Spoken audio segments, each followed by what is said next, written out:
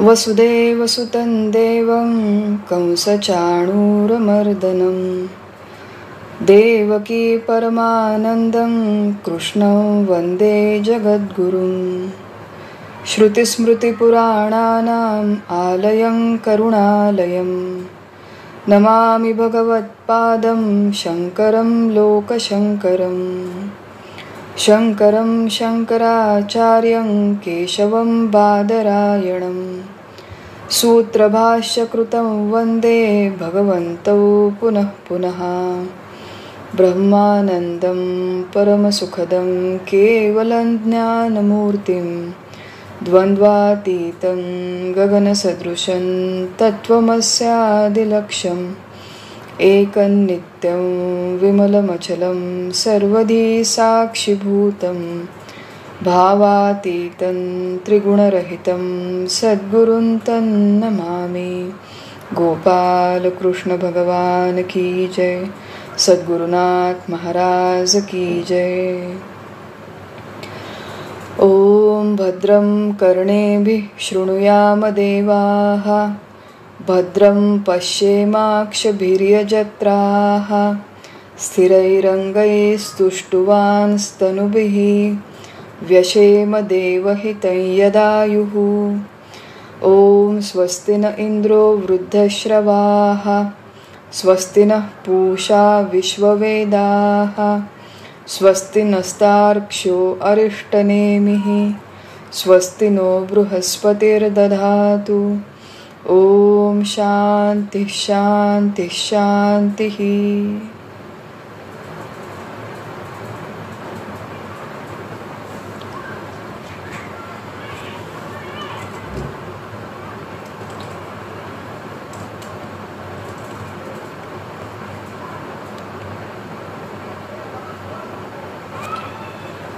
सर्वांना प्रणाम, सर्वांना वंदन करते। उपनिषद अभ्यास शृंखलेमध्ये दुसरं उपनिषद मुंडक उपनिषदाच्या अभ्यासाला आपण इथे सुरुवात केलेली आहे। मागच्या सत्रात या शृंखलेचा या अभ्यासाचा शुभारंभ झाला। मागचा आपला वर्ग हा मुख्यतः प्रस्तावना स्वरूप होता, ज्याच्यामध्ये या संपूर्ण उपनिषदाच्या अभ्यासास जी पार्श्वभूमी आवश्यक आहे, काही भूमिका, काही महत्त्वाच्या संकल्पना यांचा आपण अभ्यास केला।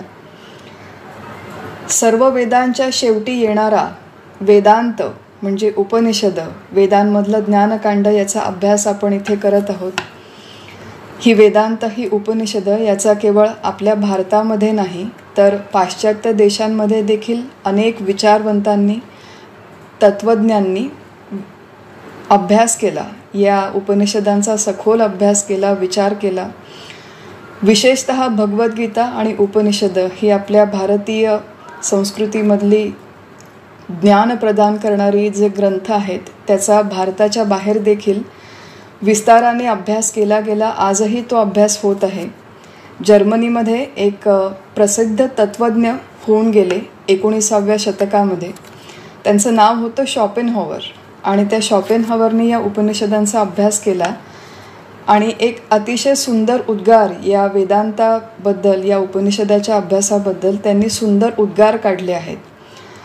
ते म्हणतात, शॉपेनहॉवर म्हणतात की in the whole world there is no study so beneficial and so elevating as that of the Upanishads. संपूर्ण सृष्टीमध्ये उपनिषदांच्या अभ्यासा एवढा लाभकारी आणि उन्नतीकडे नेणारा अभ्यास दुसरा कुठलाही नाही। They are the products of the highest wisdom. ते सर्वोच्च ज्ञानाचे ग्रंथ आहेत। They are sooner or later to become the faith of the people. आज ना उद्या ते सर्व लोकांच्या श्रद्धेचा, आस्थेचा विषय होणार आहेत। And they have become the solace of my life and they will be the solace of my death. Schopenhauer म्हणतो की हे उपनिषद माझ्या संपूर्ण जीवनाचे विश्रांती स्थान झाले आहेत आणि माझ्या मृत्यूसमयी देखील तेच माझे विश्रांती स्थान होतील। बघा, भारताबाहेर सुद्धा ज्या ग्रंथांचं एवढं महत्त्व जाणलं जातं, आपण भाग्यवान आहोत, आपला भारतामध्ये जन्म झाला आणि अशा प्रकारचा अभ्यास करण्याची संधी आपल्याला मिळालेली आहे। मागच्या सत्रामध्ये आपण बघितलं होतं की अध्यात्मशास्त्र, वेदांतशास्त्र आणि आपलं मानवी जीवन यांचा प्राचीन काळापासून अतिशय जवळचा निकटचा संबंध आहे, गहन संबंध आहे. का संबंध आहे? कारण की मानवी जीवनाचा अतिशय यथार्थ, संपूर्ण आणि साकल्याने विचार, सर्वसमावेशक विचार या उपनिषदांच्या मध्ये झालेला आहे. सर्व बाजूंनी विचार झालेला आहे. आदर्श मानवी जीवन कसं असावं या संबंधी जे विचार उपनिषदांच्या मध्ये दिलेले आहेत ते जगामध्ये दुसऱ्या कुठल्याही ग्रंथांमध्ये आपल्याला सापडणार नाहीत. केवळ एका अंगाने एककल्ली हा विचार केलेला नाही, एक देशकाल परिस्थितीसाठी हा विचार केलेला नाही, तर सर्व दृष्टिकोनांनी उपनिषदांच्या मध्ये आपल्या मानवी जीवनासंबंधीचा विचार सापडतो. आपल्या जीवनाचे आपण 4 टप्पे केले: 20लं आयुष्य, 40लं, 60लं आणि 80 वर्षाच्या नंतरचं आयुष्य. मागच्या वेळेस आपण विचार केला होता की youthful 20s, fruitful 40s, graceful 60s आणि ड्रेडफुल 80s अशा प्रकारे साधारण सामान्य माणसांचं मानवी जीवन विभागलेलं असतं.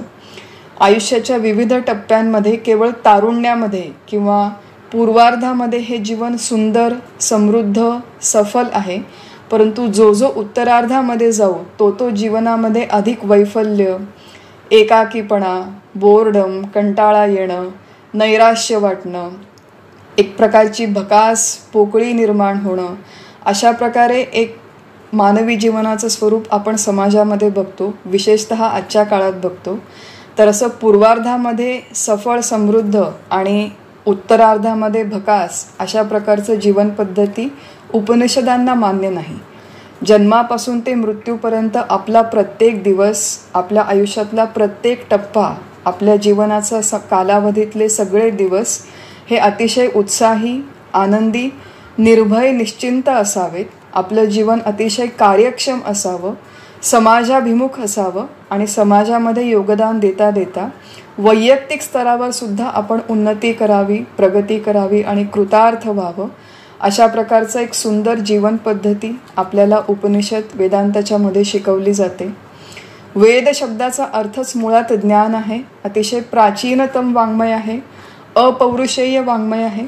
आपण या वेदांची महती बघितली होती मागच्या वेळेस की सर्व प्रकारच्या ज्ञानाचा उगम ज्या वाङ्मयातून झाला ते हे वेदवाङ्मय आहे. जीवनामध्ये जर आपल्याला इष्ट वस्तूची प्राप्ती, कल्याणकारक गोष्टींची प्राप्ती करायची आणि अनिष्ट वस्तूंची निवृत्ती करायची असेल, अकल्याणकारक किंवा अहितकारक गोष्टींपासून स्वतःची निवृत्ती करायची असेल, तर त्यासाठी मार्गदर्शन ज्या ग्रंथांमध्ये दिलं जातं ते हे उपनिषद वाङ्मय आहे.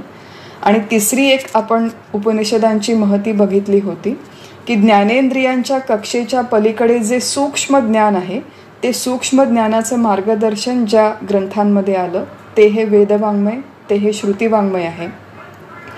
संपूर्ण वेद फार मोठे आहेत आणि या वेदांचं विभाजन 3 प्रकारे केलं जातं. ऋग्वेद, यजुर्वेद, सामवेद, अथर्ववेद असं महर्षी वेदव्यासांनी एक प्रकारे वेदांचं विभाजन केलं आहे. दुसऱ्या प्रकारे वेदांचं विभाजन होतं ज्यामध्ये संहिता आणि ब्राह्मण असे 2 विभाग येतात. संहिता म्हणजे मंत्र आणि ब्राह्मण म्हणजे त्या मंत्रांचं स्पष्टीकरण. आणि जो ब्राह्मण विभाग आहे त्याचे अजून पुढे उपविभाग सांगितलेले आहेत, ज्या उपविभागांच्या मध्ये ब्राह्मण, आरण्यक आणि उपनिषद असे ते 3 उपविभाग आहेत. हे वेदांचं विभाजन करण्याची ही एक दुसरी पद्धत आहे. आणि तिसरी पद्धत सांगितली आहे की वेदमंत्रांचं विभाजन, त्यामध्ये साधारण 80% विभाग हा कर्मकांडाचा आहे. ते मंत्र मुख्यतः कर्मपर आहेत, कर्माची महती सांगणारे आहेत. 16% विभाग उपासनाकांड, हे मंत्र उपासनापर आहेत. आणि केवळ 4% मंत्र हे ज्ञानपर आहेत, त्यांनाच वेदांचं ज्ञानकांड म्हणतात. आणि हे वेदांचं ज्ञानकांड वेदांच्या अंतिम विभागात येतं, वेदांच्या शेवटी येतं, म्हणून ज्ञानकांडालाच वेदांत असं म्हटलं जातं. आणि या ज्ञानकांडामध्ये मुख्यतः उपनिषद येतात. एकूण 108 उपनिषद आहेत, ज्यापैकी 10 उपनिषद प्रमुख आहेत. कठ उपनिषदाचा अभ्यास आपला करून झाला आणि मुंडक उपनिषदाचा अभ्यासाला आपण आता इथे सुरुवात केलेली आहे. अनेक लोकांशी बोलताना एक गोष्ट माझ्या लक्षात आली, म्हणून ती इथे मी स्पष्ट करते की मुंडक उपनिषद आणि मांडुक्य उपनिषद हे 2 वेगवेगळे ग्रंथ आहेत. मुंडक, मंडूक, मांडुक्य असं अनेक लोकांच्या मनामध्ये संदिग्धता आहे. परंतु मुंडक उपनिषद वेगळं आणि मांडुक्य उपनिषद वेगळं, या दोन्ही ग्रंथांचा अभ्यास आपण वेगवेगळा करणार आहोत. इथे सध्या आपण ज्या अभ्यासक्रमाला सुरुवात केली ते मुंडक उपनिषद आहे. याचं नाव मुंडक का पडलं याच्या मागे काही वेगवेगळ्या प्रकारचे अर्थ टीकाकारांनी दिले, जे आपण अर्थ मागच्या वेळेस बघितले होते. की मुंडक शब्दामध्ये मूळ धातू आहे मुंडण करणे, आणि टीकाकार म्हणतात की याच्यामध्ये एक अर्थ असा आहे की अविद्येचं मुंडन करून विद्येचा प्रकाश दाखवणारं, ज्ञानमार्गावर घेऊन जाणारं हे उपनिषद, म्हणून त्याला मुंडक उपनिषद म्हणतात. हा पहिला अर्थ. दुसरा अर्थ की डोक्याचे मुंडन करून म्हणजे संन्यास स्वीकार करून या उपनिषदाचा अभ्यास केला जावा असा संकेत आहे, म्हणून या उपनिषदाचा नाव मुंडक उपनिषद पडलं आहे. आपण मागच्या वेळेस बघितलं होतं की आपल्यापैकी बहुतांश, जवळपास सगळेच लोक हे प्रापंचिक लोक आहेत. आपण काही प्रत्यक्ष विधिवत चतुर्थाश्रम संन्यास घेणार नाही, परंतु या उपनिषदाच्या अभ्यासासाठी संन्यस्त वृत्ती असणं आवश्यक आहे. खाओ पिओ लहर करो, एक इंद्रियांची स्वैर प्रवृत्ती अशी ठेवून या उपनिषदाचा अभ्यास होणार नाही. डोक्याचं मुंडन करा. याच्यामध्ये केस, आपले जे केस आहेत ते आपल्या वासनेचं, कामनेचं आणि आसक्तीचं प्रतीक आहे असं मानलं जातं. प्रत्यक्ष जरी मुंडन केलं नाही तरी थोडीशी जी आपली शानशौक करणारं जीवन, हौशी मौजीचं जीवन बाजूला ठेवून विलासिता किंवा कम्फर्ट झोनमध्ये राहणं हे बाजूला ठेवून थोडीशी अनासक्त वृत्ती, अलिप्त वृत्ती प्रपंचामध्ये सांभाळून या उपनिषदाचा अभ्यास व्हावा असा त्याच्यामागे संकेत आहे. म्हणून ती संन्यस्त वृत्ती दाखवणारं म्हणून हे मुंडक उपनिषद, हा त्याचा दुसरा अर्थ आहे. तिसरा अर्थ की या उपनिषदाच्या शेवटी एक शिरोव्रत नावाचा विधी सांगितला आहे, ज्याच्यामध्ये एक अर्थ त्याचा आहे की अग्निधारा व्रत, डोक्यावरती अग्नी घेऊन गुरूंच्याकडे जाणं असा तो एक विधी आहे. आणि ती परत एक सिम्बॉलिक गोष्ट आहे, प्रतिकात्मक गोष्ट आहे की अग्नी जसा धगधगता असतो, ज्वलंत असतो, तशी या उपनिषदाचा अभ्यास करताना आपली परमार्थाची इच्छा, मोक्षाची इच्छा ही धगधगती असावी, ज्वलंत असावी, आणि त्या मोक्षाची इच्छा घेऊन मोक्षार्थी होऊन आपण या उपनिषदाचा अभ्यास करावा. हा तिसरा अर्थ. चौथा अर्थ याच्यामध्ये दिलेला आहे की आपल्या शरीरामधलं डोकं हे सगळ्यात महत्त्वाचं आहे. तसा या उपनिषदाचा अभ्यास शिरोभागी आहे, मूर्धन्यस्थानी आहे. सर्व उपनिषदांच्या मध्ये महत्त्वाचा मानला गेलेला म्हणून देखील हे मुंडक उपनिषद. आणि एक पाचवा अर्थ सांगितला की शेंडे तोडलेल्या वृक्षाला मुंडक म्हटलं जातं. तर ज्ञानरूपी वृक्षाची एक एक शाखा म्हणजे या उपनिषदातला एक एक विभाग म्हणून त्याला मुंडक म्हटलेलं आहे. तशा 5 प्रकारे या उपनिषदाच्या नावाचा अर्थ टीकाकारांनी केलेला आहे, वेगवेगळ्या टीकाकारांनी. आणि हा सगळा भाग प्रस्तावनेमध्ये बघून आपण उपनिषदांच्या शांतीपाठाच्या अभ्यासाला सुरुवात केली होती. ओम भद्रम कर्णेभिः शृणुयाम देवाः. भगवंताला प्रार्थना करणं चालू आहे मंगलाचरणामध्ये की हे भगवंता, हे देवा, आम्ही आमच्या कानांनी कल्याणकारी वचने ऐकावीत आणि कल्याणकारी व्यक्ती, वस्तू पाहावीत. भद्र शब्दाचा अर्थ आहे कल्याणकारी, आपलं कल्याण करणारी, आपलं हित करणारी. शुभ गोष्टींचं आम्ही ग्रहण करावं, ज्ञानेंद्रियांच्या माध्यमातून शुभ गोष्टींचं ग्रहण करावं, कर्मेंद्रियांच्या माध्यमातून केवळ शुभ कृती कराव्यात. आणि शुभ म्हणजे काय तर आपण बघितलं की केवळ ब्रह्म, परमात्मा नावाचं तत्व शुभ आहे, ते आपलं मूळ स्वरूप आहे असं उपनिषद आणि गीता आणि संपूर्ण अध्यात्मशास्त्रामध्ये सांगितलेलं आहे. हा जो 5 फुटांचा देह आपल्याला मिळाला, हा देह म्हणजे मी अशी दृढ घट्ट धारणा धरून आपण आपलं हे संपूर्ण मानवी जीवन जगतो. आपल्या संपूर्ण जीवनाची रचना आपण मी देह आहे या एका धारणेवर केलेली आहे. तर मी म्हणजे देह नसून मी परमात्मा आहे अशा प्रकारची शिकवण आपल्याला या ग्रंथांमधून मिळते. आपल्याला आपल्या मूळ स्वरूपाकडे घेऊन जाणारी प्रत्येक कृती शुभ आहे. आपलं मूळ स्वरूप म्हणजे परमात्म स्वरूप हे शुभ आहे आणि त्या स्वरूपाकडे घेऊन जाणारी प्रत्येक कृती शुभ आहे आणि स्वरूपापासून दूर ठेवणारी प्रत्येक कृती अशुभ आहे, असं आपण एक साधारण विभाजन मागच्या वेळेस बघितलं होतं. तर अशा शुभ कृती आम्ही कराव्यात, म्हणजे मुख्यतः परनिंदा करू नये, गॉसिप करू नये, अनावश्यक टिंगलटवाळी कोणाची करू नये, वेळेचा अपव्यय करू नये, कारण की यातली प्रत्येक गोष्ट आपल्याला आपल्या स्वरूपापासून दूर ठेवते. म्हणून या अशुभ गोष्टी आपण करू नये. बघा, आपण भगवंताला जेव्हा कुठल्याही गोष्टीची प्रार्थना करतो तेव्हा केवळ प्रार्थना केल्याने आपल्याला तो आशीर्वाद मिळत नाही किंवा तशी गोष्ट आपल्या जीवनात होत नाही.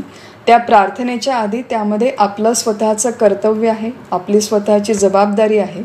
त्यामुळे भगवंताला जेव्हा आपण म्हणतो की आमच्या कानांनी आम्ही शुभ ऐकावं आणि डोळ्यांनी शुभ पाहावं, त्यामध्ये फार मोठा भाग हा स्वप्रयत्नाचा आहे. आपण जर एखादी अशुभ कृती केली, म्हणजे 2-4 तास आपण टीव्हीच्या समोर बसलो, तर देव काही येऊन आपला हात आपल्याला घेऊन तिथून उठवत नाही की टीव्ही बघू नको, असं देव प्रत्यक्ष येऊन सांगत नाही. त्यामुळे अशुभ गोष्टींपासून दूर राहण्याचे प्रयत्न हे आपल्याला आधी स्वतः करावे लागतात. आणि प्रयत्न केल्याच्या नंतर भगवंताला प्रार्थना आहे की या प्रयत्नांना तू यश दे. अशा प्रकारे हा जो सगळा विषय आहे आपण शांतीपाठाच्या पहिल्या ओळीमध्ये बघितला. आणि शांतीपाठाची जी दुसरी ओळ आहे तिथून पुढे चिंतन आपण आज या अभ्यासाला सुरुवात करूया. शांतीपाठामध्ये पुढे भगवंताला म्हटलंय की स्थिरैही अंगैही, आमच्या सुस्थिर अवयवांनी, सुस्थिर अशा शरीरांनी, तुष्टुवांसहा आम्ही परमेश्वराची स्तुती करणारे होवो. मुख्य यातला भाग आहे की सुस्थिर अवयव, सुस्थिर शरीर, आणि त्याचा अर्थ आहे की सशक्त, सुदृढ आणि सक्षम शरीर. अशा प्रकारे आपल्याला परमार्थ करायचा असेल आणि खरंच तो साध्य करायचा असेल, याच जीवनामध्ये करायचं असेल, तर त्यासाठी आपलं शरीर, अवयव आणि इंद्रिय सक्षम, सुदृढ, बलवान असणं आवश्यक आहे. आणि अशा प्रकारे शरीरामध्ये स्थैर्य कधी येईल, इंद्रियांमध्ये स्थैर्य कधी येईल, थोडंसं अंतर्मुख होऊन विचार करूया की आपण एका जागी शांतपणे 10 मिनिट तरी बसू शकतो का? कुठलीही चुळबुळ न करता, कुठलीही हालचाल न करता, उजवीकडे डावीकडे न बघता आपण एका ठिकाणी स्थिर बसू शकतो का?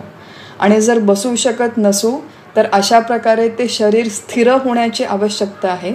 आणि त्यासाठी ते मूळतः आधी बलवान, सशक्त होण्याची आवश्यकता आहे. आपल्या शरीराचं आरोग्य आणि स्वास्थ्य चांगलं राहण्याची आवश्यकता आहे.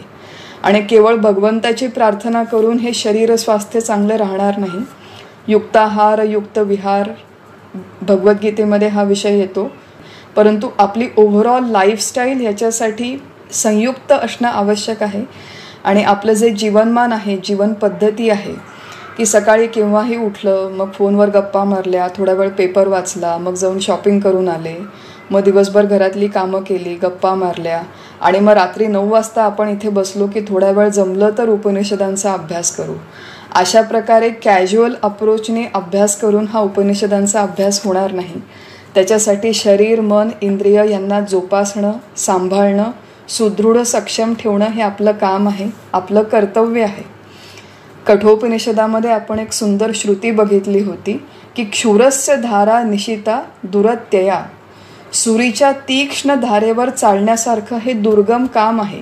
केवळ ग्रंथ वाचले, ग्रंथांचे मंत्र वाचले, मंत्रांचा अर्थ वाचला आणि 2-4 ठिकाणी श्रवण केलं म्हणजे उपनिषदाचा अभ्यास झाला असं नाही. तर याच्यामध्ये सांगितलेलं ज्ञान खरंच आपल्याला प्रत्यक्ष आत्मसात करायचं असेल तर त्याच्यासाठी आपल्या शरीराने स्थिर बसणं, सुदृढ असणं, बलवान असणं आवश्यक आहे. आणि बघा, एक गोष्ट आपण लक्षात ठेवूया की हा जो नरदेह आपल्याला मिळालेला आहे अत्यंत दुर्लभ, अनमोल खजिना आहे. आणि हा खजिना आपल्याकडे निरंतर राहणार नाही, कायमस्वरूपी राहणार नाही. फार थोडा मर्यादित काळासाठी मिळालेला हा खजिना आहे. याचा उपयोग आपण या जीवनकालामध्ये कसा करून घेतो यावर आपल्या जीवनाचा उत्तरार्ध ठरतो. आपल्याला जर 60 आणि 80 नंतरचं जीवन निर्भय हवं असेल, नंतरचं जीवनसुद्धा निश्चिंत, कृतार्थ, सफळ असं हवं असेल तर तारुण्यामध्ये कसंही जीवन जगून चालणार नाही.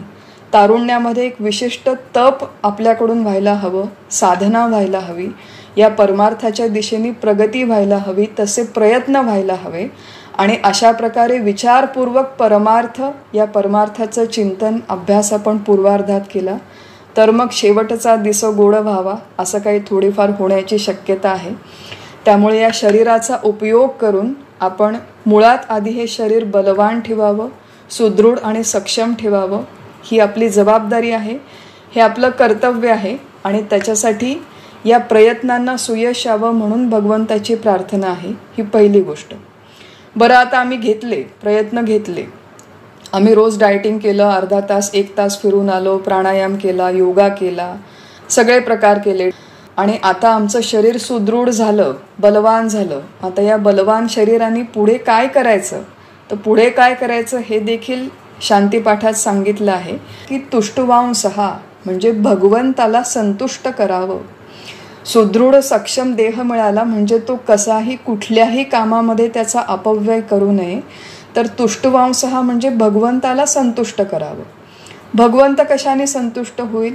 जे काम भगवंताला आवडतं ते आपण या शरीराच्या माध्यमातून केलं तर भगवंताला संतोष होईल. भगवंताला कुठलं काम आवडतं? इथे पुढे शांती मंत्रामध्ये दिलेलं आहे की देवहितम यदायुः. आपल्याला ही जी काही आयु भगवंताने दिलेली आहे, जी काही आयुर्मर्यादा दिलेली आहे, ते पूर्ण जीवन आपण एकतर भगवंताला आवडेल असं काम करावं, नाहीतर भगवंताच्या प्राप्तीसाठी आवश्यक आहे असं काम करावं. मग मी जर एखाद्या व्यक्तीची, प्रत्येक व्यक्तीमध्ये भगवंत आहे असं आपलं शास्त्र सांगतं, भरला घनदाट हरी दिसे, मग मी दुसऱ्या व्यक्तीची कायम टिंगलटवाळी करत असेल, निंदा करत असेल, गॉसिप करत असेल तर भगवंताला ते काम आवडेल का? सकाळी उशिरापर्यंत झोपून राहत असेल तर ते काम भगवंताला आवडेल का? असा थोडासा विचार करावा, साधा सोपा विचार करावा, पहिली गोष्ट. आणि दुसरी गोष्ट आहे की भगवंतांनी स्वतः गीतेमध्ये म्हटलेलं आहे की परित्राणाय साधूनाम विनाशायचे दुष्कृताम. भगवंत स्वतः जेव्हा या पृथ्वीवर जन्म घेतात तेव्हा त्याच्या मागे 3 प्रमुख उद्दिष्ट आहेत. सज्जनांचं रक्षण करणं, दुर्जनांचा परिहार करणं आणि धर्म संस्थापनार्थाय. या 3 प्रमुख कार्यासाठी भगवंत स्वतः पृथ्वीवर येतात. मग ज्या कार्यासाठी ते स्वतः पृथ्वीवर येतात ते कार्य त्यांना स्वतःला प्रिय असलंच पाहिजे. मग जर भगवंताला प्रिय असलेलं कार्य मी केलं, आता सज्जनांचं रक्षण मी कसं करणार, दुर्जनांचा परिहार मी कसा करणार? माझ्याकडे तेवढी क्षमता नाही, परंतु माझ्याकडे जी क्षमता आहे त्या क्षमतेनुसार धर्मसंस्थापनेसाठी, धर्मरक्षणासाठी मी काहीतरी प्रयत्न करू शकते की नाही? निश्चित करू शकते. मग आपला धर्म, आपली संस्कृती याच्या रक्षणासाठी आपण काय प्रयत्न करतो याचा आपण सर्वांनी अंतर्मुख होऊन मनःपूर्वक विचार करावा. अनेक प्रकारची धर्मकार्य आहेत, अनेक प्रकारचे सत्संग आहेत. आपल्या समाजामध्ये जागोजागी या सत्संगांचं आयोजन होतं. तिथे आपण जातो का? त्याला आपण पाठिंबा देतो का? तिथे आपण काही योगदान देतो का? अशा प्रकारचे सत्संग आपण आपल्या कॉलनीमध्ये, आपल्या घरामध्ये, आपल्या जिथे कुठे आपण राहतो तिथे आपण अशा प्रकारचे सत्संग त्या मंदिरांच्या मध्ये चालवतो का? ऑर्गनाईज करतो का? ठिकठिकाणी आज रामकथा, भागवत, वेगवेगळ्या विषयांवर प्रवचन करणारे प्रवचनकार आहेत. त्यांना बोलावून त्यांच्या माध्यमातून अशा प्रकारचे सगळे उत्सव, सगळे प्रकल्प पुढे चालवले जाऊ शकतात.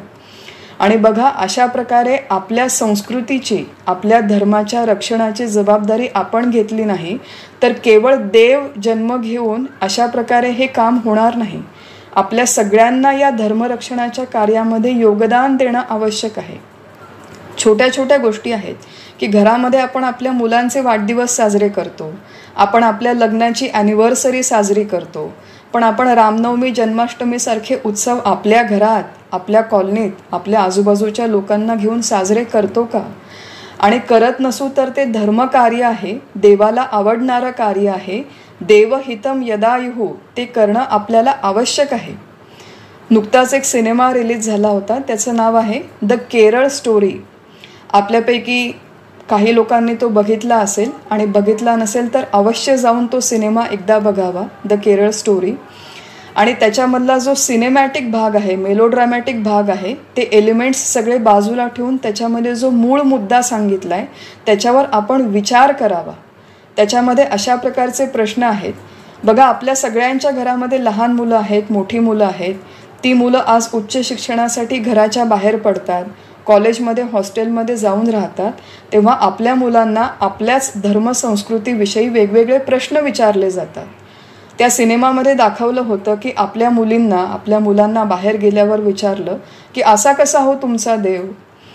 ज्या देवाच्या पत्नीचं अपहरण झालं, जो आपल्या स्वतःच्या पत्नीचं संरक्षण करू शकला नाही, तो तुमचं संरक्षण कसं करेल?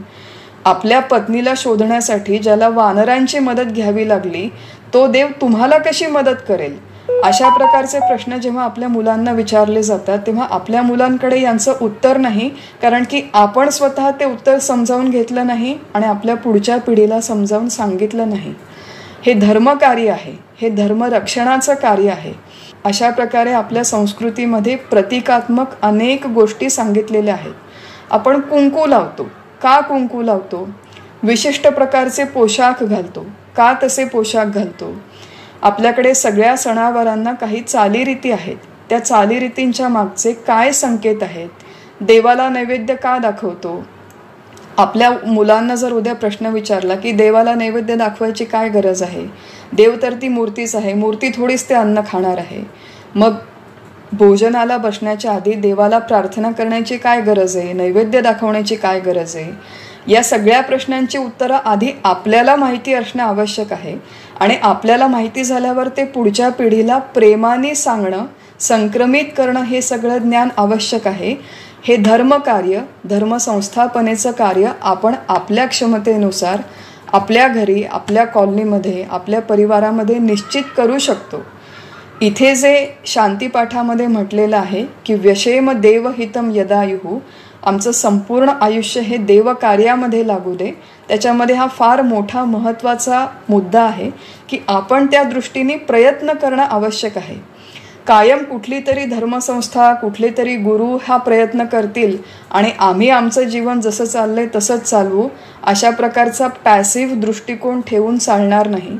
या संपूर्ण कार्यामध्ये आपल्याला योगदान देणं आवश्यक आहे आणि अशा प्रकारे आपण योगदान देत गेलो, अशा प्रकारे धर्मकार्याला हातभार लावत गेलो की त्यातून आपल्या स्वतःच्या चित्तशुद्धीची देखील सोय आहे.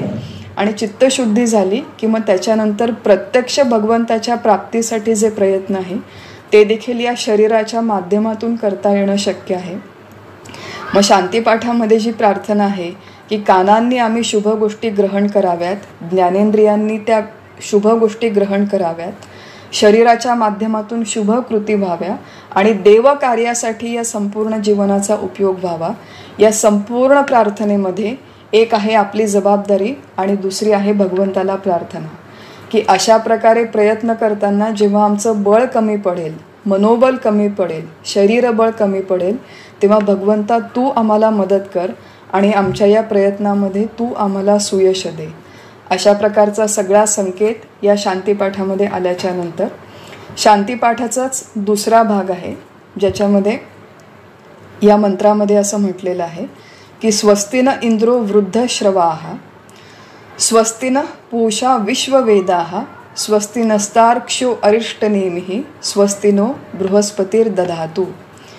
मंत्राचा अर्थ आहे की कीर्ती संपन्न इंद्राकडून आमचे कल्याण होऊ दे. सर्व विश्वाचे ज्ञान असणारा पूषा म्हणजे सूर्य आमचे कल्याण करू दे. गरुडाचा बंध व गरुड यांनी आमचे कल्याण करू दे. बृहस्पती आमचे कल्याण करू देत आणि त्रिविध तापाची शांती असो. अशा प्रकारे या मंत्रामध्ये सर्व देवतांना प्रार्थना केलेली आहे. प्रत्यक्ष मंत्रामध्ये केवळ इंद्र, सूर्य, गरुड आणि बृहस्पती या 4च देवतांची नावं जरी आलेली असली तरी हे प्रतिकात्मक आहे. आपल्याकडे असं मानलं जातं की आपल्या शरीरामध्ये जेवढी इंद्रिय आहेत त्या प्रत्येक इंद्रियाची अधिष्ठात्री एक देवता आहे. प्रत्येक इंद्रियाच्या मागे एक देवता आहे आणि त्या देवतेची कृपा असेल, अनुग्रह असेल तर ते इंद्रिय व्यवस्थित काम करतं. श्रोत्र म्हणजे कानाची देवता दिशा आहे. त्वक म्हणजे त्वचेची देवता वायू आहे. चक्षु म्हणजे डोळ्यांची देवता आदित्य आहे. अशा प्रकारे प्रत्येक इंद्रियांच्या देवता आपल्याकडे सांगितलेल्या आहेत आणि या मंत्राच्या माध्यमातून सर्व देवतांची ही प्रार्थना आहे की तुम्ही आमच्यावर प्रसन्न व्हा आणि प्रसन्न होऊन आमचं कल्याण होवो अशी व्यवस्था करा. स्वस्तिन इंद्रो वृद्धश्रवाहा. वृद्धश्रवाहा म्हणजे ज्याचं सुयश, ज्याची कीर्ती सर्व दिशांना पसरलेली आहे, असा हा जो महान कीर्तिमान इंद्र आहे तो स्वस्ती, आणि स्वस्ती शब्दाचा अर्थ आहे कल्याण, तो आमचं कल्याण करो. महान कीर्तिवान, यशस्वी, बलवान असा हा जो इंद्र आहे, वज्रधारी इंद्र आहे, त्याच्याकडे ही प्रार्थना चालू आहे. बघा, इंद्र हा जो आहे हा सगळ्या देवतांचा राजा आहे आणि सगळ्या देवतांच्या या राजाला, इंद्राला प्रार्थना करणं हे एक प्रतीक आहे. आणि या प्रतीकामध्ये काय सांगितलं आहे की जसा इंद्र हा सर्व देवतांचा राजा आहे, तसं आपल्या या शरीरामध्ये सगळी इंद्रिय, या सगळ्या इंद्रियांचा देखील एक राजा आहे. आपलं संपूर्ण शरीर चालण्यासाठी हे सगळ्या इंद्रियांचा एक राजा आहे. आणि तो राजा म्हणजे कोण? तर आपलं मन. बघा, थोडंसं समजावून घेऊया आपण की आपली सगळी इंद्रिये, जनरली सगळ्या सामान्य माणसांची इंद्रिये ही त्यांच्या त्याच्या मनानुसार काम करतात. म्हणजे मनामध्ये इच्छा निर्माण होते की चला आज छान इथे सुंदर पाऊस पडला, पाऊस पडल्यावर अशी इच्छा निर्माण झाली की भजी खावीत गरम गरम तळलेली, किंवा बटाटे वडे खावेत अशी इच्छा मनामध्ये निर्माण झाली. आधी मनात इच्छा निर्माण झाली, मग मी जाऊन बटाटे वडे केले. म्हणजे इंद्रिये आपली कोणाची ऐकतात? तर मुख्यतः मनाचं ऐकतात. कोणाशी तरी गप्पा माराव्याशा वाटतायत, शॉपिंगला जावंसं वाटतंय, टी व्ही बघावासा वाटतोय, मनामध्ये जशा इच्छा येतात तशी सगळी इंद्रिये काम करतात. म्हणून इंद्रियांचा राजा मन असं एक मानलं गेलेलं आहे. मग इथे इंद्राला जेव्हा प्रार्थना आहे तेव्हा त्याच्या माध्यमातून आपल्या सगळ्या इंद्रियांचा राजा असलेल्या मनालाही प्रार्थना आहे की मन, आपलंच मन आपल्यावरती प्रसन्न असावं. प्रसन्न असावं म्हणजे या परमार्थाच्या साधनेला अनुकूल असावं. आपल्या परमार्थामध्ये प्रगती होण्यासाठी मन प्रसन्न ठेवणं ही एक फार मोठी साधना आहे. असं आहे की आपल्याला परमार्थ म्हणजे फार कठीण कठीण कॉम्प्लिकेटेड गोष्टी करायला आवडतात. की सकाळी 3:30ला उठू, आपण 2 तास ध्यान करू, मग नामस्मरण करू, 1 तास प्राणायाम करू, कुठेतरी अवघड तीर्थयात्रेला जाऊ, कैलास सरोवर किंवा 4 धाम यात्रा, कुठेतरी एकांतात जाऊन बसू आणि मग तपश्चर्या करू वगैरे असे कठीण साधनं करायला आपल्याला खूप आवडतं.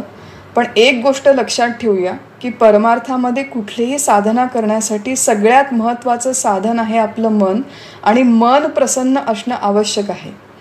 मन करारे प्रसन्न सर्व सिद्धींचे कारण, आपल्या मराठीमध्ये प्रसिद्ध म्हण आहे की मन प्रसन्न असेल तर ती साधना फलद्रूप होते. आणि मन उदास आहे, कंटाळवाणं आहे, थकलेलं आहे, चिडचिड झालेलं आहे, तर अशा मनाने आपण कितीही सुंदर रिसॉर्टमध्ये जाऊन बसलो किंवा समुद्राच्या किनारी जाऊन बसलो किंवा कुठेतरी एका वनामध्ये एकांतात जाऊन बसलो तरी त्याचा काहीही उपयोग होत नाही, कारण की आपलं मन मुळात उदास आहे. त्यामुळे इतर कठीण साधना करण्यापेक्षा आपल्या मनाने आपल्यावरती प्रसन्न राहावं याच्यासाठी साधकांनी दक्ष असावं. मन एव मनुष्याणाम कारणम बंध मोक्षयोः. आपल्याला बंधनात घालणारं आपलं मन आहे आणि आपल्याला सोडवणारं देखील आपलंच मन आहे. त्यामुळे साधकाची जबाबदारी आहे की दिवसभरात कुठलंही कारण, कुठलीही परिस्थिती आजूबाजूला असेल तरी आपलं मन प्रसन्न राहावं. माझं काय होतं की सकाळी उठल्या उठल्या जर बाई आली नाही आमची कामाची की लगेच मी अपसेट होते, किंवा ती कामाची बाई आली पण तिने माझ्या मनासारखं काम केलं नाही की लगेच मी अपसेट होते. मग असं वारंवार अपसेट झाल्यावरती इथे हातात कितीही उपनिषदं घेतली तरी त्या अपसेट मनाने उपनिषदांचा अभ्यास करून उपयोग नाही. मन प्रसन्न राहावं असा इथे एक संकेत आहे. आणि दुसरा संकेत आहे की इंद्राच्या हातामध्ये वज्र आहे. वज्र हे जे अस्त्र आहे ते सामर्थ्याचं प्रतीक आहे. आणि सामर्थ्य म्हणजे आपण जेव्हा परमार्थाच्या अभ्यासासाठी, उपनिषदांच्या अभ्यासासाठी जो संकल्प करतो तो संकल्प आपला वज्रासारखा दृढ असावा. साधना करताना त्या वज्रासमान एक दृढ निष्ठा आपल्या सद्गुरूंच्या प्रती ठेवून आपण साधना करावी. जे काही प्रतिकूलमध्ये घटना होतील त्यांना दूर करून आपल्या संकल्पावर दृढ निश्चय करून या परमार्थामध्ये प्रगती करावी. हे सगळे सांकेतिक अर्थ आहे स्वस्तिन इंद्रो वृद्धश्रवाः असं म्हणण्यामागे. पुढे म्हणतात की स्वस्तिन पूषा विश्ववेदाः. पूषा शब्दाचा अर्थ आहे सूर्य. परमज्ञानवान आणि अथवा परमधनवान हा सूर्य आमचं कल्याण करू. सूर्य हा प्रकाशाचा दाता आहे आणि प्रकाश शब्दाचा अर्थ परमार्थामध्ये होतो ज्ञान, आत्मज्ञान. सूर्याची कृपा आमच्यावर व्हावी आणि आमच्या अंतःकरणातील अज्ञानाची निवृत्ती होऊन ज्ञानाचा उदय व्हावा, अशा प्रकारचा संकेत इथे आहे. आणि अंधाराची निवृत्ती व्हावी. अंतःकरणातला अंधार म्हणजे आपल्या आतलं अज्ञान, आपला तमोगुण, आपल्या आतले कामक्रोधादी सगळे विकार, सगळे दुर्गुण, सगळ्या आसुरी संपत्तीचं निवारण होऊन आपल्या अंतःकरणात आत्मज्ञानाचा उदय व्हावा, अशी इथे एक संकल्पना आहे सूर्याची प्रार्थना करण्यामागे. पुढे म्हटलेलं आहे की स्वस्ति नस्तार्क्ष्यो अरिष्टनेमिहि. तार्क्ष्य शब्दाचा अर्थ आहे गरुड. इथे प्रार्थना केलेली आहे गरुडाची की आपल्या परमार्थाच्या या मार्गामध्ये येणाऱ्या सगळ्या प्रकारच्या अरिष्टांचा नाश होण्यासाठी हा चक्ररूप गरुड आमचं कल्याण करू. बघा, गरुड हा जो आहे हा सगळ्या पक्ष्यांचा राजा आहे. त्याच्या पंखामध्ये प्रचंड बळ आहे आणि बळ असल्यामुळे तो आकाशात उंच लांब झेप घेऊ शकतो आणि ती झेप घेताना वाटेत येणाऱ्या सगळ्या संकटांना पार करून तो आपलं उड्डाण करू शकतो. मग अशा प्रकारे ह्या परमार्थाच्या मार्गामध्ये आपल्या देखील पंखांमध्ये बळ असावं. आपलं शरीर, आपली इंद्रिये, आपलं मन बलवान असावं. बघा, दुर्बळ कमकुवत मनाच्या व्यक्तींना परमार्थाच्या अंतिम सिद्धीपर्यंत जाणं शक्य नाही. कठीण आहे, खूप कठीण आहे. दुर्बळ मनाच्या लोकांसाठी हे तत्वज्ञान नाही. याचा अर्थ दुर्बळ मनाच्या लोकांनी या क्षेत्रात येऊ नये असा त्याचा अर्थ नाही. त्यांच्या देखील क्रमविकासाची व्यवस्था या क्षेत्रामध्ये, या मार्गामध्ये केलेली आहे. त्यासाठीच आपण भगवंताची भक्ती करतो, प्रार्थना करतो की जिथे आमचं बळ कमी पडेल तिथे तू आम्हाला मदत कर. मग इथे गरुड जसा आपल्या मार्गात येणाऱ्या सगळ्या संकटांना दूर करतो, तशा प्रकारे या प्रार्थनेच्या माध्यमातून परमार्थ मार्गामध्ये, या प्रगतीमध्ये जे काही संकल्प आपण करतो, मोक्षाच्या दिशेने जे काही वाटचाल आपण करतो, त्यामध्ये येणाऱ्या सगळ्या अरिष्टांना, सगळ्या संकटांना दूर करण्याचं सामर्थ्य आम्हाला मिळो, अशी इथे प्रार्थना आहे गरुडाच्या माध्यमातून. आणि सगळ्यात शेवटी म्हटलेलं आहे की स्वस्तिनो बृहस्पतिर्दधातु. बृहस्पती हे सर्व देवतांचे गुरु आहेत. आदिगुरु त्यांना म्हटलं जातं. आणि बृहस्पतींना प्रार्थना म्हणजे या मार्गामध्ये मला आमच्या गुरूंचा आशीर्वाद लाभो, त्यांची कृपा माझ्यावर असो, त्या गुरूंचे गुरु, त्या गुरूंचे गुरु, अशा संपूर्ण गुरुपरंपरेचा आशीर्वाद मला प्राप्त व्हावा, असा इथे एक संकेत आहे. स्वस्तिनो बृहस्पतिर्दधातु. आणि ओम शांती शांती शांती. तिन्ही प्रकारचे प्रतिबंध आणि ताप यांची शांती होवो.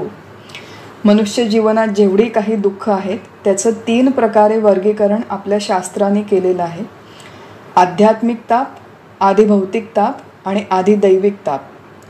आध्यात्मिक ताप म्हणजे मुख्यतः आपलं स्थूल शरीर आणि मन यांच्याशी जोडलेले किंवा यांच्याशी संबंधित ताप. आपल्याला अनेक आजारपण होतात, व्याधी होतात, इजा होते, शरीर क्षीण होतं, वृद्धावस्था येते. तर अशा प्रकारचे सगळे ताप म्हणजे आध्यात्मिक ताप. आधिभौतिक म्हणजे पंचमहाभूतांपासून होणारे अथवा इतर व्यक्ती वस्तूंपासून होणारे ताप.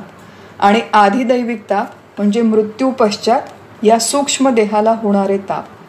या 3ही तापांचा थोडा विस्ताराने विचार आपण कठोपनिषदाच्या सुरुवातीला केला होता.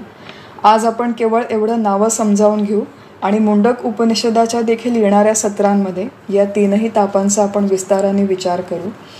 परंतु शांतीपाठाच्या शेवटी हा जो शांती मंत्र येतो, ओम शांती शांती शांती, त्याच्यामध्ये आपण भगवंताला म्हणतो की अशा प्रकारे शुभ गोष्टी ग्रहण करण्याची, शुभ कृती करण्याची तू आम्हाला शक्ती दे, बळ दे आणि या कल्याणकारक मार्गावर चालण्यासाठी तू आम्हाला प्रवृत्त कर. आमचं संपूर्ण जीवन देव कार्यासाठी लागू दे, देवाच्या प्राप्तीसाठी लागू दे आणि जीवनातल्या त्रिविध तापांची कायमस्वरूपी शांती होऊ दे. अशा प्रकारे प्रार्थना केल्याच्या नंतर इथे या उपनिषदाच्या मंगलाचरणाची समाप्ती होते. आणि मंगलाचरणाची समाप्ती झाल्याच्या नंतर उपनिषदाचे जे मुख्य मंत्र आहेत त्याच्याकडे आज आपण जाऊया आणि त्याचा अभ्यास सुरू करूया. बघा, मुंडक उपनिषदामधले जे पहिले 2 मंत्र आहेत त्याचा आपण आज अभ्यास करणार आहोत. परंतु हे प्रत्यक्ष 2 मंत्रांचा अभ्यास करण्याआधी भगवान शंकराचार्यांनी मुंडक उपनिषदाच्या सुरुवातीला एक संबंध भाष्य लिहिलेलं आहे. केवळ मुंडक उपनिषदाच्या सुरुवातीला नाही तर उपनिषदांच्या जेवढ्या मंत्रांवर भगवान शंकराचार्यांनी टीका केली त्याच्यामध्ये प्रत्यक्ष मंत्रावर भाष्य करण्याच्या बरोबर काही मंत्रांना एक प्रस्तावना स्वरूप त्या मंत्रांची पूर्वपीठिका सांगण्यासाठी, त्या मंत्रांची पार्श्वभूमी सांगण्यासाठी मंत्रांच्या आधी त्यांनी संस्कृतमध्ये काही गद्य भाष्य लिहिलेलं आहे. काही वेळेस 2 मंत्रांना जोडून घेण्यासाठी सुद्धा मंत्रांच्या मध्ये त्यांनी काही संस्कृतमध्ये भाष्य लिहिलेलं आहे.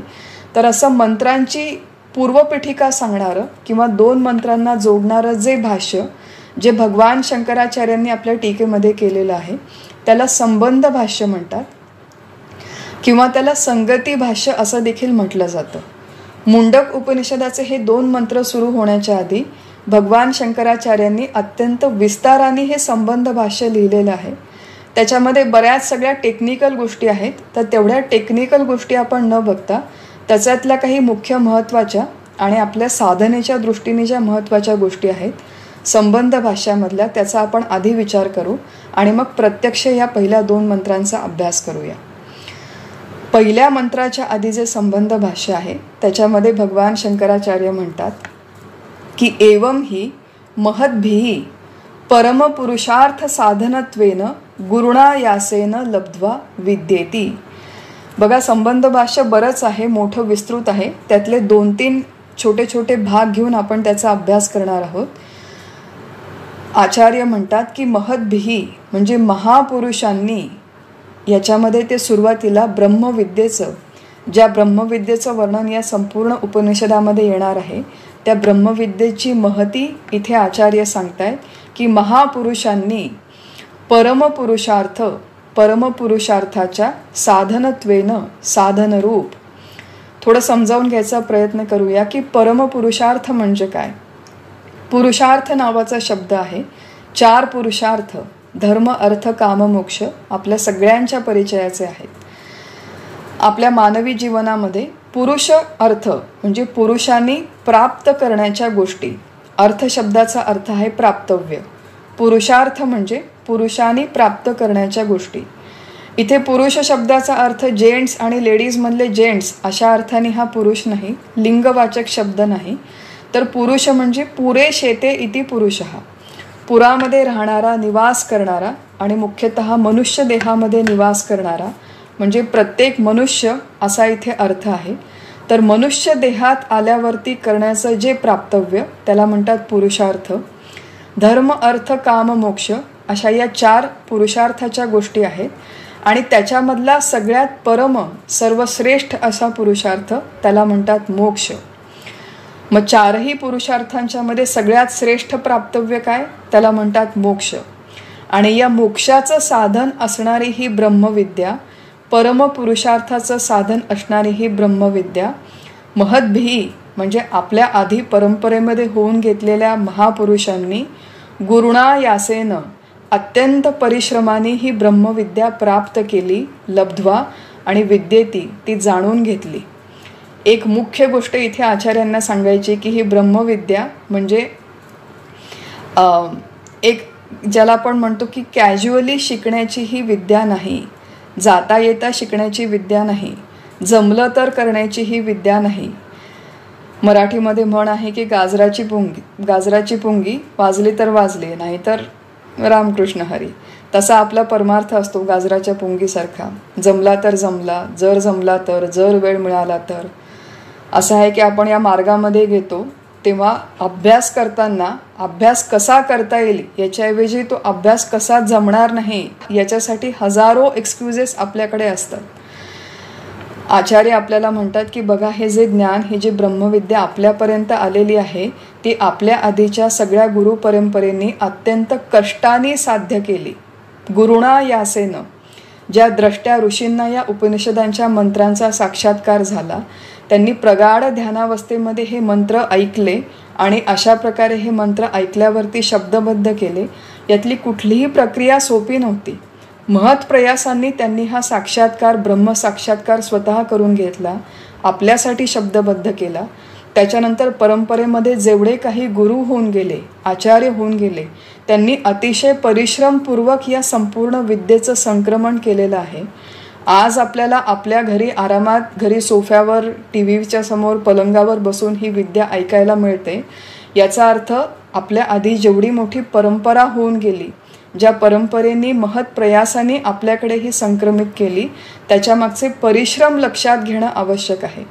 आणि ज्या प्रयत्नांनी त्यांनी आपल्यापर्यंत हे संक्रमित केलेलं आहे, तेवढेच प्रयत्न करून आपण देखील ते आत्मसात करावं आणि शक्य असेल, ईश्वरी योजनेत असेल तर इतरांपर्यंत पुढे पोहोचवण्याचा प्रयत्न करावा. हा संपूर्ण एक संकेत इथे आपल्याला आचार्य देतात. या उपनिषदांचा अभ्यास करण्यासाठी थोडंसं आपण मागे बघितलं होतं की व्रतस्थ जीवन असण्याची आवश्यकता आहे. कायिक तप, वाचिक, मानसिक तप होण्याची आवश्यकता आहे. कॅज्युअली जमलं तर करण्याचा हा परमार्थ नाही. गांभीर्याने घेण्याचा, वेळ काढून विचारपूर्वक करण्याचा हा प्रयत्न आहे, असा आचार्य पहिल्यांदा सांगतात संबंध भाषामध्ये. पुढे म्हणतात की गुरु प्रसाद लभ्याम. आता मी खूप प्रयत्न केले, साधन चतुष्टय संपन्न झाले, आता मला विवेक जमतो, आता मी विरक्त झाले आहे, आता मी प्रपंचामध्ये पहिल्यासारखी अडकलेली नाही, तर माझ्या बुद्धीने, माझ्या विचारांनी, माझ्या प्रयत्नांनी हा परमार्थ जमेल असं नाही. तर गुरुप्रसाद लभ्याम या संपूर्ण अभ्यासामध्ये सद्गुरूंच्या कृपेची नितांत आवश्यकता आहे. किंबहुना गुरुकृपेशिवाय ही अंतिम ब्रह्मविद्येचा अनुभव होणं शक्य नाही.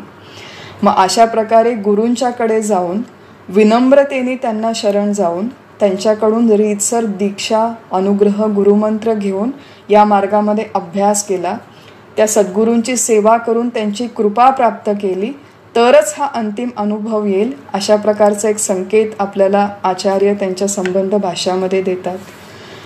आपलं कसं झालंय, आज योगा डे आहे, इंटरनॅशनल योगा डे, आणि मी एका योगा टीचरशी बोलत होते. एक नवीन युवा तरुणी आहे, त्या तरुणीने योगा टीचर ट्रेनिंग कोर्स केला आणि अनेक नवीन नवीन लोकांना ती योगाचं ट्रेनिंग देते. तिच्याशी बोलताना तिने मला सांगितलं की मावशी, आजकाल हल्ली असं झालंय की योगासाठी लोकांना प्रायव्हेट ट्युटर हवा असतो. बरेच लोक श्रीमंत असतात की त्यांना योगा शिकण्यासाठी कुठे इन्स्टिट्यूटमध्ये जायचं नाही, मग ते जास्त पैसे देऊन अशा प्रकारे योगाचे टीचर्सला हायर करतात प्रायव्हेट ट्युटर म्हणून. आणि जो योगा शिकवणारा शिक्षक आहे तो जणू आपला नोकर आहे अशा पद्धतीने त्याला वागवतात, असं ती तरुण मुलगी मला सांगत होती.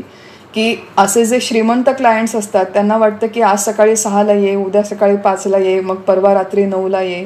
त्यांना हव्या त्या वेळेस बोलवतात, त्यांना हवं तेवढंच करतात, हवं ते करत नाही. त्यांना असं वाटतं की पैसे दिले म्हणजे आपण याला विकत घेतलं. व्यवहारामध्ये अशा प्रकारे अनेक क्षेत्रांमध्ये प्रायव्हेट ट्युटर हायर केले जातात. ते व्यवहारामध्ये ठीक आहे, परंतु परमार्थामध्ये अशा प्रकारे आपण आपल्या गुरूंना प्रायव्हेट ट्युटर म्हणून हायर करू शकत नाही. अशा प्रकारे प्रयत्न देखील करू नये. नाहीतर आम्ही तुम्हाला एवढे पैसे दिले, एवढी गुरुदक्षिणा दिली, म्हणजे आता तुमचं हे कर्तव्य आहे, तुम्ही आम्हाला शिकवलं पाहिजे, अशा प्रकारचा ॲटिट्यूड घेऊन जर आपण गुरूंच्याकडे गेलो अथवा सद्ग्रंथांच्याकडे गेलो, अहंकार मनामध्ये असताना जर उपनिषदांचे ग्रंथ हातामध्ये घेतले, तर ह्याच्यातली विद्या प्राप्त होण्याची कदापि शक्यता नाही.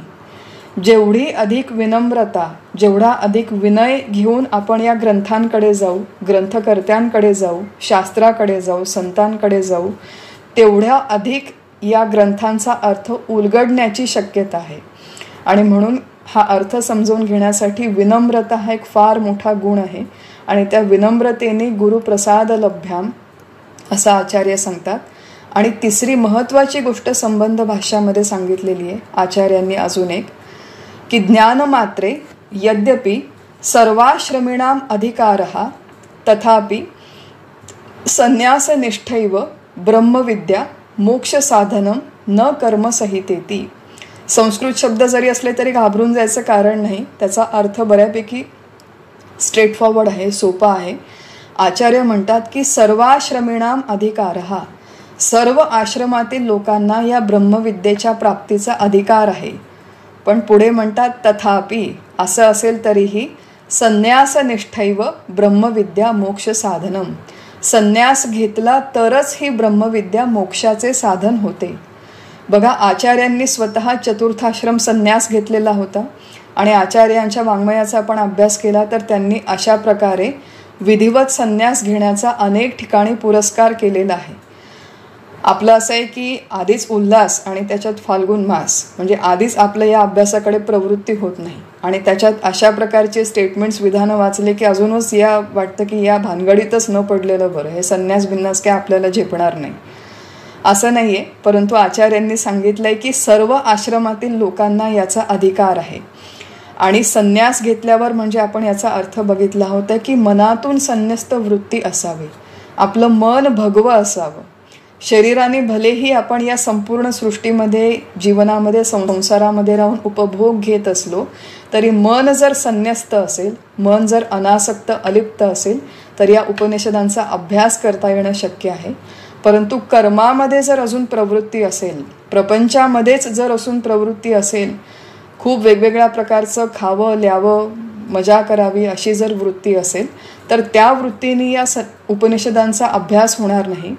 शब्द वाचले जातील, मंत्र वाचले जाईल, अर्थ वाचला जाईल, परंतु तो अर्थ आत्मसात होणार नाही. म्हणून इथे आचार्य सांगतायत की संन्यस्त वृत्ती असावी आणि सर्व प्रकारच्या आश्रमातील लोकांना याचा अधिकार आहे. आपल्यासाठी ही खूप रिअश्युरिंग गोष्ट आहे.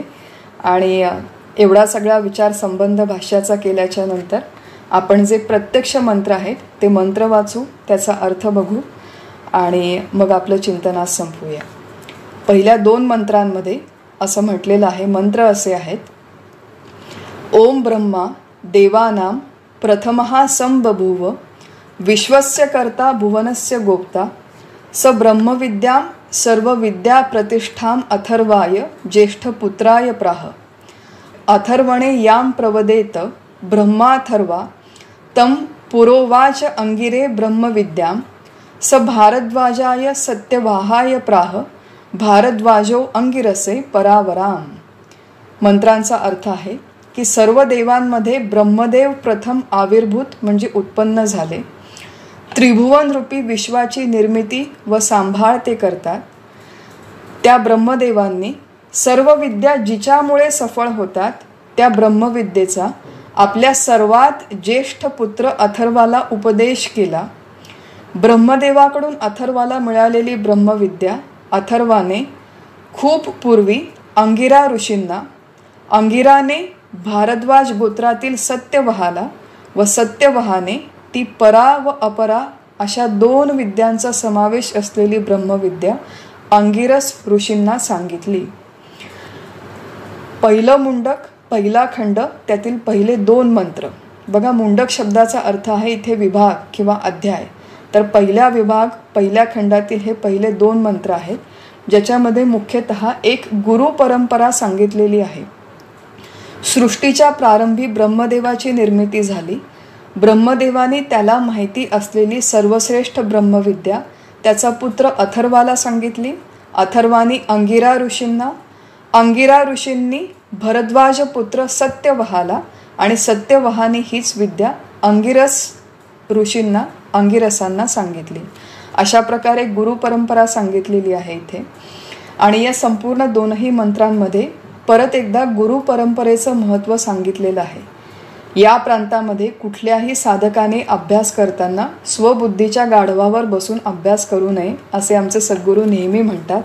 गुरु परंपरेचं फार मोठं महत्त्व आहे. या 2 मंत्रांच्या मधून मुख्यतः 3 गोष्टी सांगितलेल्या आहेत. एक म्हणजे या उपनिषदांचे मुख्य आचार्य ब्रह्मदेव, त्यांचं महत्त्व. 2 जी ब्रह्मविद्या सांगितलं आहे त्या विद्येचं महत्त्व, त्या विद्येचा विशेष. आणि 3 म्हणजे ज्या शिष्यांनी ती ऐकली त्या शिष्यांचा विशेष. भगवान शंकराचार्यांनी जेव्हा या 2 मंत्रांवरती टीका केली, मंत्रांचा अर्थ स्ट्रेट फॉरवर्ड आहे, परंतु त्या टीकेमध्ये त्यांनी काही गोष्टी थोड्या विस्ताराने सांगितल्या. सगळ्यात आधी आचार्य म्हणतात की जो प्रवक्ता आहे, जो मुख्य आचार्य आहे या उपनिषदांचा ते आहे ब्रह्मदेव. त्या ब्रह्मदेवांचं विशेष काय आहे की ब्रह्मदेव हे सगळ्यात पहिल्यांदा उत्पन्न झाले. सृष्टीची जेव्हा निर्मिती झाली तेव्हा सगळ्यात आधी ब्रह्मदेवाची निर्मिती झाली. त्या ब्रह्मदेवापासून 3 लोक, मग सारे मनुष्य प्राणी हे नंतर निर्माण झाले. तर हे ब्रह्मदेव प्रथम आहेत, सगळ्यात ज्येष्ठ आणि श्रेष्ठ आहेत. आचार्य म्हणतात की ब्रह्मा परिवृढो. परिवृढो शब्दाचा अर्थ आहे की सर्व बाजूंनी ज्यांचा विकास झाला आहे, ज्यांचं वर्धन झालं आहे, ज्यांचा उत्कर्ष झाला आहे, असे अत्यंत विराट आणि महान हे ब्रह्मदेव आहेत. सर्वश्रेष्ठ आहेत, सगळ्यात आधी उत्पन्न झाले. आणि सगळ्यात जास्त महान का बरं आहेत तर आचार्य म्हणतात महान धर्म ज्ञान वैराग्य ऐश्वर्येही सर्वान अन्यान अतिशेत इति. धर्म, ज्ञान, वैराग्य आणि ऐश्वर्य या सगळ्यांच्यामध्ये अन्य सर्वांपेक्षा मोठे असे हे ब्रह्मदेव आहेत. देवानां प्रथमो, सर्व देवतांच्यामध्ये सगळ्यात आधी ब्रह्मदेवाची उत्पत्ती झाली. आणि संबभूव, संबभूव शब्दाचा अर्थ आहे स्वयंबभूव. स्वयंबभूव म्हणजे ते आपले आपण स्वतःच निर्माण झाले. स्वयंबभूव शब्दाचा अर्थ आहे योन्यादी निरपेक्ष बभूवा.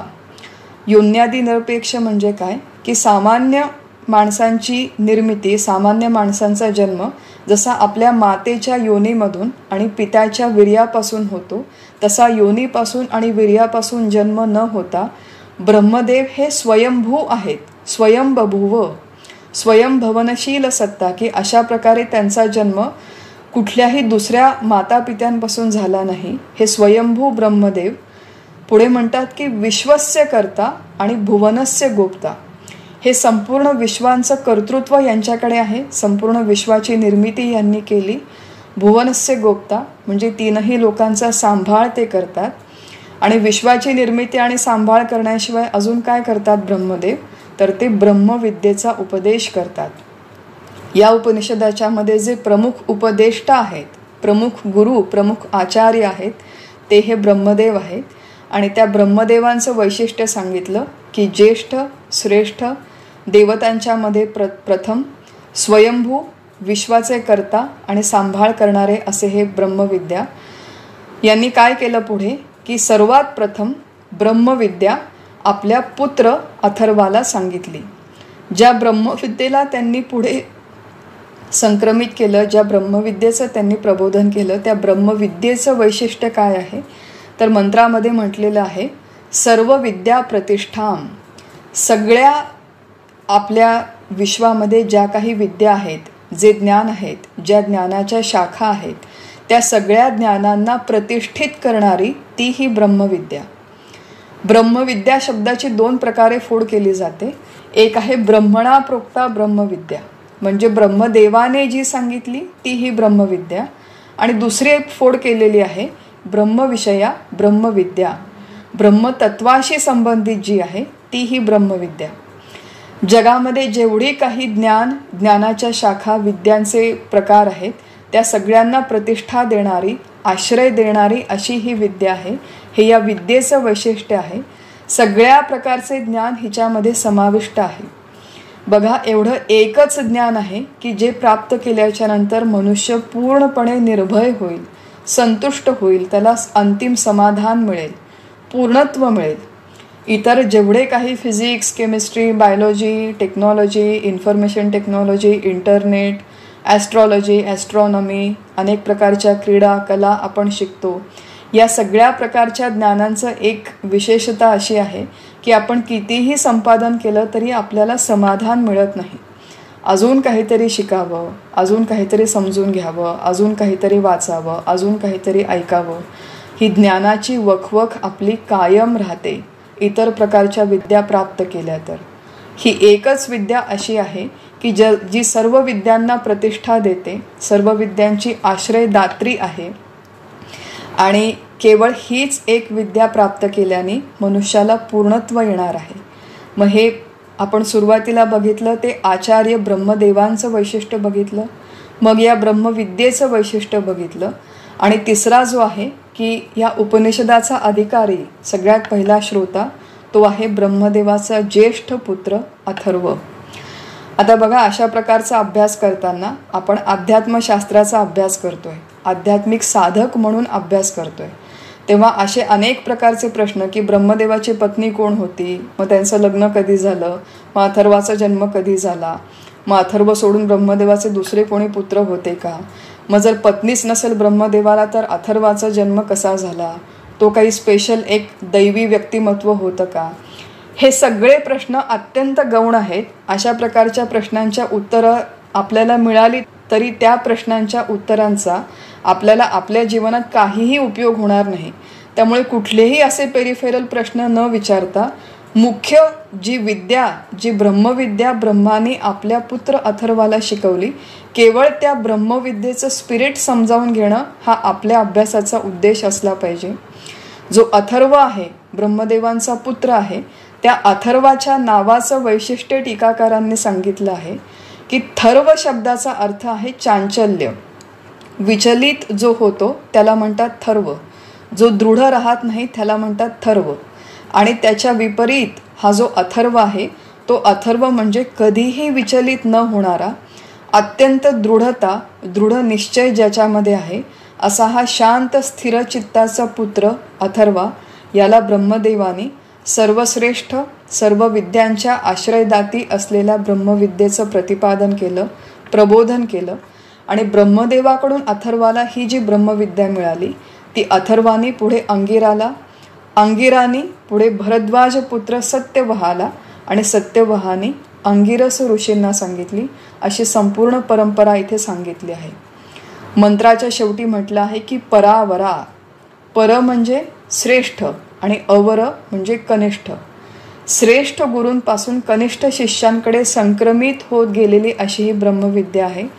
परत एकदा इथे गुरु परंपरेचं महात्म्य सांगितलेलं आहे आणि हे आपण वारंवार समजावून घेणं का आवश्यक आहे की या संपूर्ण अभ्यासामध्ये संप्रदायपूर्वक चालत आलेल्या विद्येचं संक्रमण होणं आणि ते आपण आपल्यापर्यंत पोहोचणं आणि ते पोहोचल्याच्या नंतर आपण ते ग्रहण करून तशाच पद्धतीने अभ्यास करून ते पुढे संक्रमित करणं या मार्गामध्ये अतिशय आवश्यक आहे. आमच्या गुरूंनी मला सांगितल्या खऱ्या 50 गोष्टी समजून, त्यातल्या मला समजल्या थोड्याफार गोष्टी, पण पटल्या नाहीत काही. तर माझ्या पुढे मी सांगताना मला जेवढं कळलं, मला जेवढं पटलं, माझी जी कल्पना आहे, मला जे समजलं आहे ते माझ्या बुद्धीनुसार मी पुढे इतरांना सांगणं अपेक्षित नाही. जेवढं जसं गुरूंनी शिकवलं ते तेवढं तसं स्वतःची कुठलीही वैयक्तिक ॲडिशन बदल न करता, मूळ सिद्धांताला कुठेही धक्का न लावता ते तसंच्या तसं संक्रमित करणं आवश्यक आहे. तसंच्या तसं ते पुढे देणं अपेक्षित आहे. हा एक याच्यामध्ये भाव, हा एक याच्यामध्ये संकेत आपल्याला टीकाकारांनी दिलेला आहे. आणि एक गोष्ट आपण नेहमी लक्षात ठेवावी की देहधारी सद्गुरूंच्या माध्यमातूनच ही ब्रह्मविद्या पुढे संक्रमित झालेली आहे. केवळ ग्रंथांचा अभ्यास करून जर मनुष्याचं काम झालं असतं तर मग अशा प्रकारे संप्रदाय आणि गुरु निर्माणच झाले नसते. एक ब्रह्मविद्येमध्ये एक गोष्ट नेहमी लक्षात ठेवावी की ब्रह्मविद्येचा काही भाग हा नेहमी गुप्त असतो, गुप्त राहतो.